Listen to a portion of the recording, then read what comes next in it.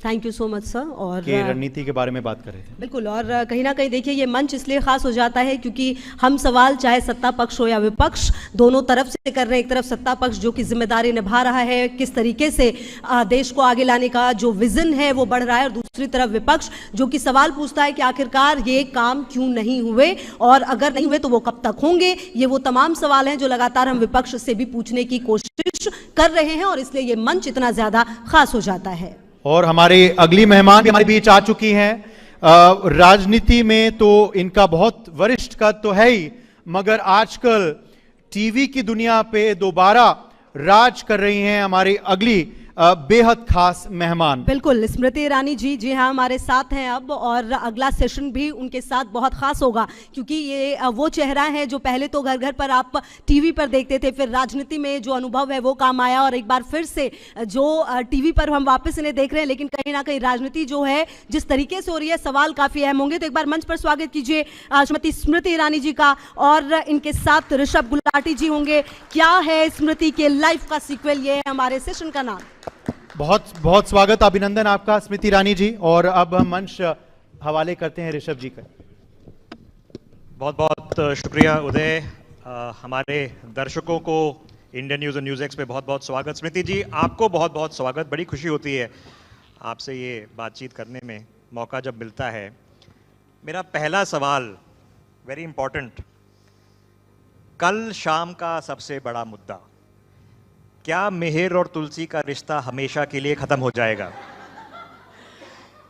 एक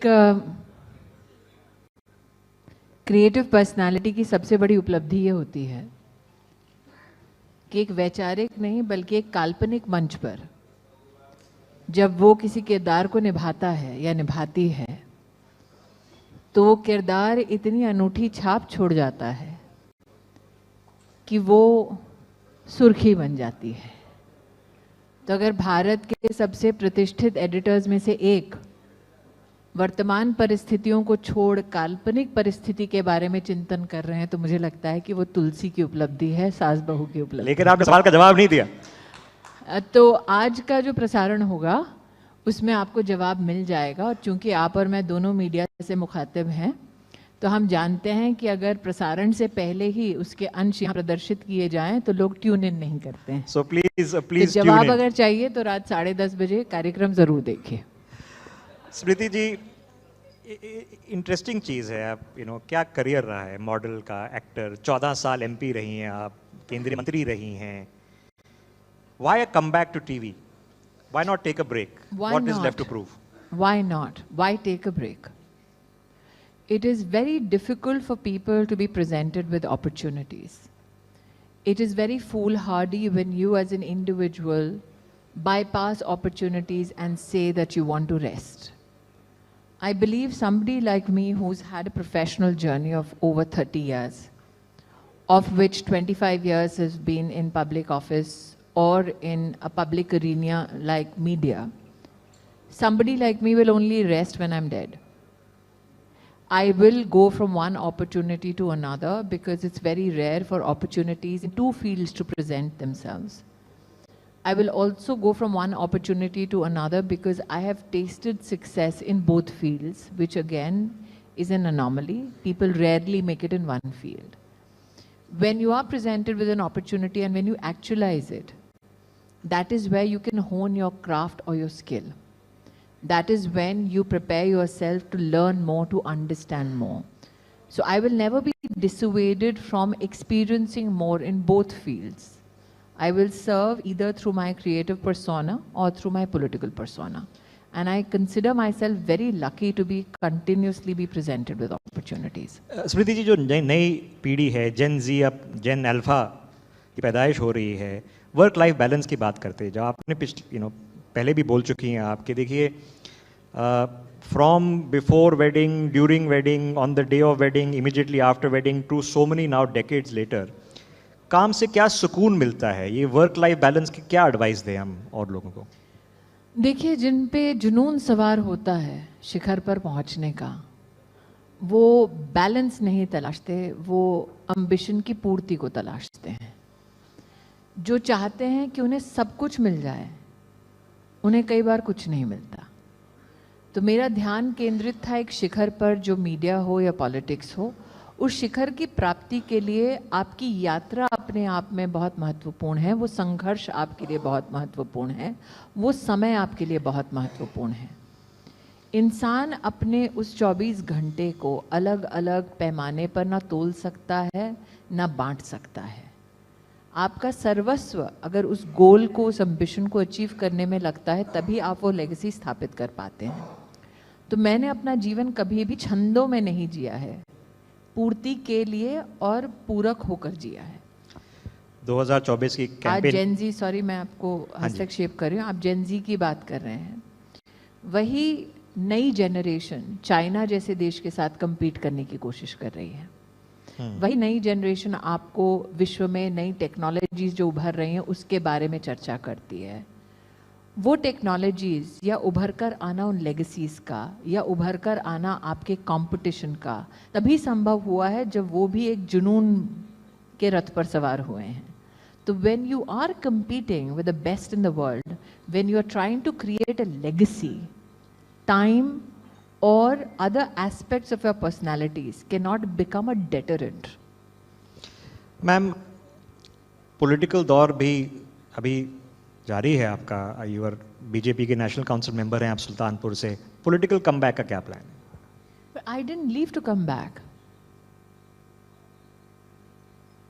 आप ये कह सकते हैं अगर मैंने कोई चीज़ त्याग दी हो, टेलीविज़न में मेरा कमबैक आपका कहना मुनासिब होगा, क्योंकि मैंने जब अपनी राजनीतिक यात्रा संगठन से नहीं बल्कि संसद से शुरू की, तब मैंने बहुत सारा काम एज एन एक्टर त्याग दिया।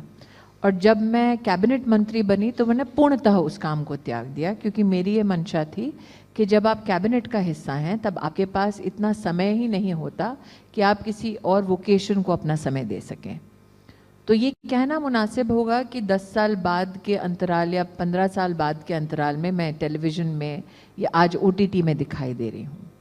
लेकिन मैं साल 2003 से सतत मेरे संगठन में विविध कार्यक्रमों के माध्यम से, विविध रिस्पॉन्सिबिलिटीज़ के माध्यम से जुड़ी रही हूँ।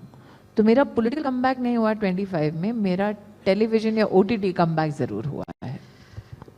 The struggle, the service, victory, then defeat, the entire emotional trials and tribulations of politics. क्या सबक सीखा है आपने? I believe that today, if there is an understanding about me, it is that I will never deny a challenge which needs to be met. That when I am presented with a challenge, I will attach myself to it with facts. When I was in Parliament, when I stood up to speak every time, my colleagues within my political organization, my colleagues within the NDA system, and those who sit in opposition knew that I will present facts on the table. If you look at my entire 10 years as cabinet minister, and when I spoke, especially during question hour, everybody I responded to knew that I will have facts on my fingertips. To get that kind of respect, to get that kind of response is very rare, that too at the age that I got it in. I became a cabinet minister at 38, which is considered very young. And the responsibility I received at 38 was that of the HRD ministry, the education minister, the first full cabinet rank female minister, the first full cabinet rank minister for textiles who happened to be a woman, the first Hindu who happens to be the minority minister of India. So I've had very unusual responsibilities given to me. And also the fact that I was deputed to Amethi, a constituency I was deputed to when Sonia Gandhi was the UPA chairperson and Samajwadi Party was in government in Uttar Pradesh. So to be sent to one of the toughest constituencies in the country meant that my leadership had that confidence in me that we will depute her, or ye uf tak nahi karegi, she will say, yes, this is the responsibility given, hence it shall be fulfilled. And then to work towards defeating the national president of the Congress party, which has never happened in the political history of our country. So when I look back, Sinhavalokan ek shabd hai, when I look back, what do I see? That no matter what the challenge, I became the solution. no matter what the gap, I could fill it and not widen it. As an administrator, when I look back, what do I take solace in? That when my country was confronted with COVID, we did not have an indigenous PPE suit manufacturing facility in our country. That the Prime Minister of India at that time was confronted with so many challenges, and one of them was provided for in terms of solutions by me as Textiles Minister. The fact that you can contribute and create the education policy of your country when none was written for 30 years in our country. And when you made the policy, you reached out to every village education council, every district, every serving member of parliament, everyone who had served in the constituency of education in your entire country, and create a very robust policy. When I look at the national ranking framework that today youngsters pick the universities or colleges they want to go to on the basis of that framework that was designed by me. The fact that the largest nutrition tracker in the world, which has 100 million beneficiaries, was made by me as minister. And my greatest joy was, in this last Civil Service Day, the Prime Minister gave it the highest award for civil servants for innovation and technology. So when I look back, what do I find? That I could innovate and I could serve my country through that innovation. So there is a motivation in the satisfaction. स्मृति जी, हाल ही में 2 दिन पहले ही भाजपा के नए working president आए हैं.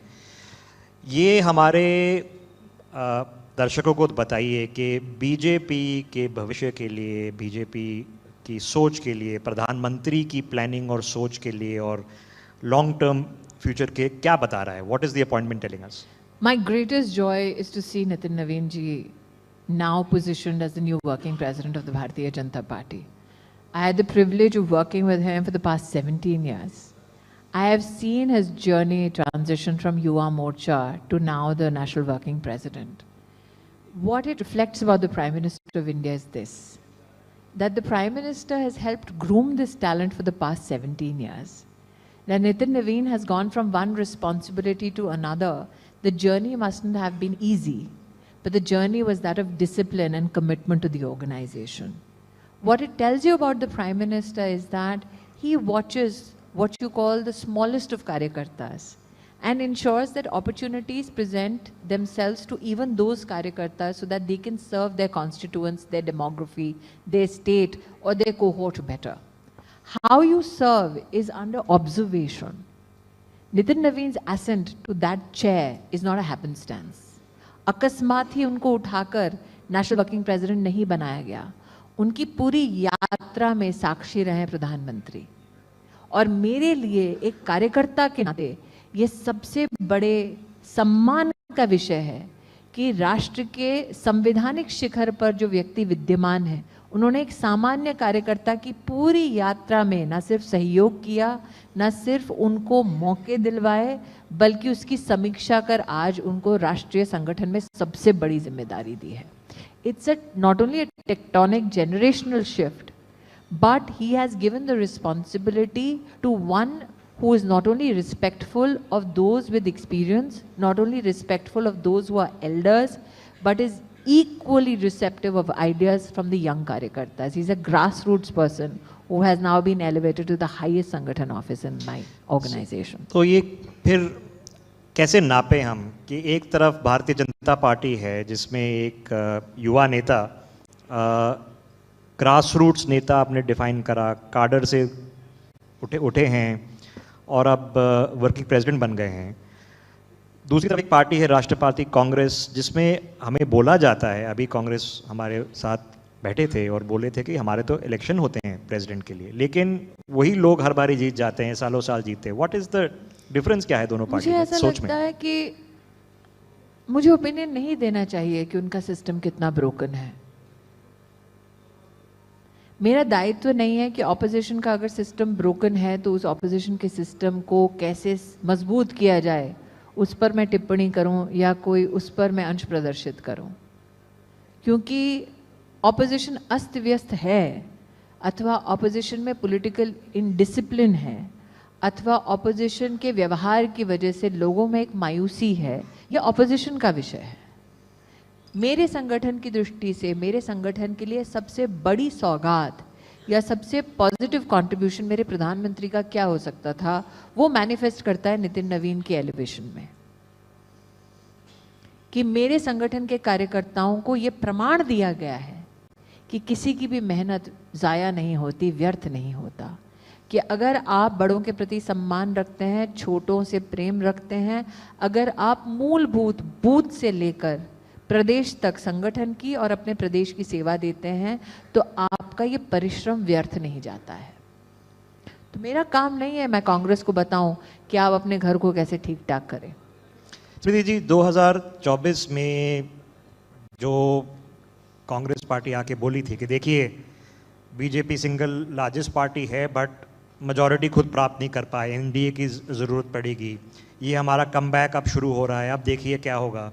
उसके बाद फिर दिल्ली हुआ, बिहार हुआ, इतने सारे इलेक्शन गए हैं, हरियाणा हुआ, स्वीप आफ्टर स्वीप हुई है। ये अभी तक क्या चल रहा है? 12 साल हो गए कांग्रेस प्रधानमंत्री को। एकमात्र ऐसी पार्टी है जो हारने पर खुश होती है और बार बार कहती है देखिए देखिए वापस आ रहे हैं। कैसे वापस आ रहे हैं, किस शैली में वापस आ रहे हैं, किस श्रेणी में वापस आ रहे हैं, उस पर चर्चा नहीं करेंगे। ये नहीं कहेंगे कि Narendra Modi is one of the longest serving prime ministers of the country. ये नहीं कहेंगे कि नरेंद्र मोदी वही व्यक्ति है जिसको साल 2013 में ये कहते थे कि कभी प्रधानमंत्री नहीं बनेंगे। ये नहीं कहेंगे कि कांग्रेस सिमट रही है या बिहार हार चुकी या हरियाणा हार चुकी। वो इस बात को बार बार तवज्जो देते हैं कि वो कैसे हार रहे हैं। और मुझे ऐसा लगता है कि आज राष्ट्र में सबसे बड़ी अगर कोई चुनौती है वो ये कि ऑपोजिशन पूरी तरह से इम्प्लोड हो चुका है। बट वो तो आप कि कह रहे हैं वोट चोरी। ऑपोजिशन को अगर सम्मानजनक स्थान मिलता भी है तो उस सम्मानजनक स्थान का प्रोडक्टिव इस्तेमाल नहीं करते हैं। इसलिए इस सेशन की शुरुआत में प्रधानमंत्री जी ने खुद कहा कि अगर टिप्स चाहिए तो मैं देने को तैयार हूं कि आपका कॉन्डक्ट कैसा होना चाहिए। वोट चोरी कह रहे हैं कि आप तो स्ट्रक्चरली वोटर्स नागरिकों को हटा रहे हो, क्या क्या क्या रिस्पॉन्स है इसका? इलेक्शन कमीशन ने इस पर रिस्पांस दे दिया है। मुझे लगता है कि अगर आपको उन रेसेस या फिर उन कॉम्पिटिशन्स से कहीं ना कहीं परिचय हुआ है जहां पर जो जीत नहीं सकता वो जीतने वाले की जीत के जश्न को कैसे उसमें खलल डाल सकता है, वो जो लोग काम करते हैं वो आज कांग्रेस पार्टी कर रही है। एक मैं सवाल साउथ का भी करना चाह रहा हूँ। केरला में 2 दिन पहले no I want to complete this. हाँ जी। When you consistently lose, instead of introspecting, they will attack the constitutional authority that conducts the election. इन्होंने SIR का मुद्दा जोर शोर से बिहार में उठाया और बिहार में इनकी बहुत ही बुरी हार हुई है। बिहार की जनता ने विशेष उस भाग में, भूभाग में, जहां पर सबसे ज्यादा इन्होंने मुद्दा उठाया, जहां सबसे ज्यादा ये पैदल चले, वहां पर इनको बहुत बुरी तरह से हराया। मुझे लगा एज अ इंडिविजुअल सिटीजन कि इन्हें समझ आ गया होगा कि लोग इनके प्रोपेगेंडा का शिकार होने को स्वीकार नहीं कर रहे हैं। But it seems the Congress party doesn't want to learn from it. आज अगर आप कांग्रेस पार्टी के प्रति उनके अपने ही साथियों का रुख देखें तो जम्मू कश्मीर से उमर अब्दुल्ला साहब ने जो कहा वो अपने आप में एक प्रतिबिंब है कि कांग्रेस पार्टी के प्रति उन्हीं के सहयोगी और मित्र दलों का क्या रुख है इस मुद्दे के प्रति। क्या आप चाहते हैं कि इलेक्शन कमीशन फर्जीवाड़े को समर्थन दे? एक नागरिक के नाते मैं इलेक्शन कमीशन का आभार वंदन करती हूं कि अगर कोई फर्जी वोट है, अगर कोई वोटर मृतक है तो उनको आप वोटिंग लिस्ट से हटाएं विधिवत पूरे साक्ष्य के साथ। क्यों कांग्रेस पार्टी चाहेगी कि घुसपैठी को वोटर लिस्ट में जगह मिले, फर्जी वोटर्स को वोटर लिस्ट में जगह मिले? और क्यों Congress party constitutional institutional authority को धूमिल करना चाहेगी? जस्ट इसलिए क्योंकि उनमें क्षमता नहीं है ट्रांसपेरेंटली चुनाव जीतने की। मैम, आपने पिछले साल बंगाली में फिल्म करी है विक्टर बैनर्जी के साथ। पिछले साल नहीं की। Sorry, you done the movie. Bengal में इलेक्शंस आ रहे हैं 3 months में। What are you hoping? 3 बारी। I think I should quote my new working president who says that West Bengal is not a challenge but an opportunity for us to build our not only Sangathan strength but also strength in the Legislative Assembly. So I'm going with what my new working president has said. We will ensure victory in Bengal. just like you saw an overwhelming victory in Bihar. Okay, before we let you go, rapid fire with Smriti Irani. First one, PM Modi again returning in 2029. Absolutely. Will you want to contest in 2029? You have to ask the BJP Parliamentary Board. Your motto in life? My motto in life, everybody lives either in the past or builds hope for the future. Learn to live for today. Your favorite Dhurandhar scene? Oh, Bapre. Every scene. My biggest compliment to Aditya Dhar for going through the struggles, for bringing to cinema some realities that people want to shy away from. The tribute that he played to the 26/11 victims is something that I'm very grateful for. To bring some stark realities engulfed in cinematic aspirations is a big compliment to Aditya. Who should get the Oscar first, Smriti Irani or Akshay Khanna? Akshay Khanna, absolutely. Your formula for the Gen Z? They don't need a formula. I think we do the greatest disrespect or disservice to them by thinking that they need to be rescued. They know exactly what they want out of their life. They know exactly what their aspirations are for our country.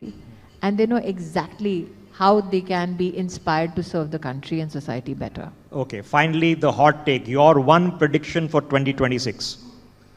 One prediction for 2026, I think after COVID, nobody is giving you no predictions.